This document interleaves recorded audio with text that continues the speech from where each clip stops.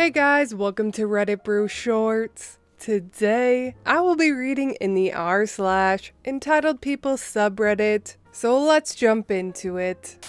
Friend tried to trick me into babysitting. This happened long ago, but even after 25 years, I can't wrap my head around it. My husband and I were graduate students, and we, like most of our friends, lived on a low budget. One of our classmates was engaged to a guy with a lot of money. Think hotshot stockbroker in the late 90s. He was clearly training her in the ways of the entitled. They had a little boy together. We didn't see them much because we couldn't afford most of the restaurants or events they suggested. My friend, however, acted like we were just avoiding her, no matter how much we reminded her the costs were out of reach for us. One Saturday evening, she called and started out with, "We haven't hung out in so long. How about you two come over and we'll get pizza or something?" I said we'd love to come. She then said, "Great, and after you put our 3-year-old to bed, you can just watch a movie or something." I was confused and asked why would we put her son to bed?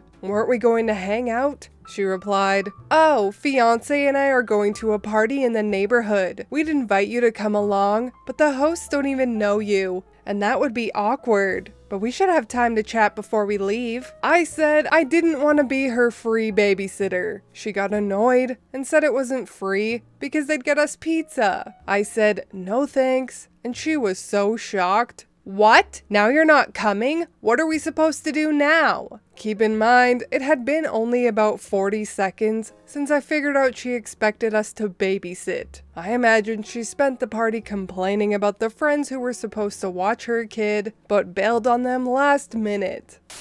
Great googly moogly, the entitlement is strong with this one, and I would have immediately told this friend to pound sand.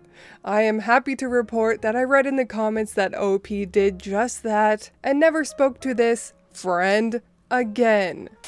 Roommate steals my car and can't understand why she can't just come back to live here. I rent from a homeowner with my preteen child. Homeowner let his daughter move in after some legal trouble, mainly DUIs, to get her life back together. She had been through rehab more than once and no longer drinks. Now, this is no teenager. This is a 40-year-old woman with more than one college degree and held down good jobs in the past. Now, she is jobless and cleans the house in exchange for rent. Everything was going well at first.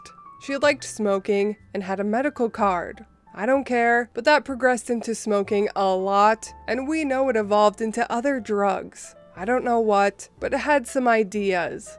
She started getting weird and mean and very paranoid. My car was in the shop, so I had a loaner car. I walked out front the day after I got the loaner, and it was gone. She stole it. She was caught that evening 300 miles away in another state. I also found out she had stolen several $100s from me and her dad.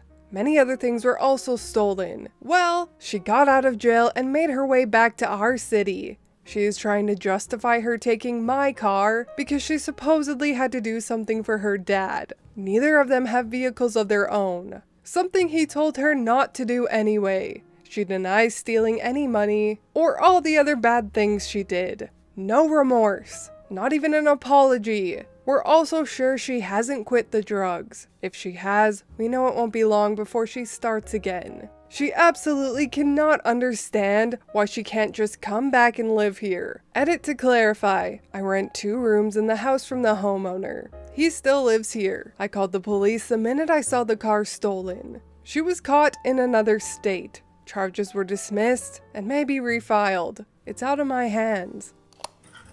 Oh boy. I only stole money and several other items as well as your car, despite the fact that I don't have a license due to DUI charges. What's the big deal? That needs to be on a sticker or something. In all honesty though, I know that people with addictions aren't usually in the right frame of mind and will do anything to get their next fix, even when they're good people. I have no doubt it's difficult to think rationally with an addicted brain. Not sure if the person in this story is just entitled or not, but that's not up for me to decide, and regardless, I hope they get the help they need. But anyways, that is all from me today. I hope you enjoyed those 2 entitled people stories. If you did, please leave a like and subscribe. I truly appreciate when you do, and I will see you in the next Reddit story. Bye!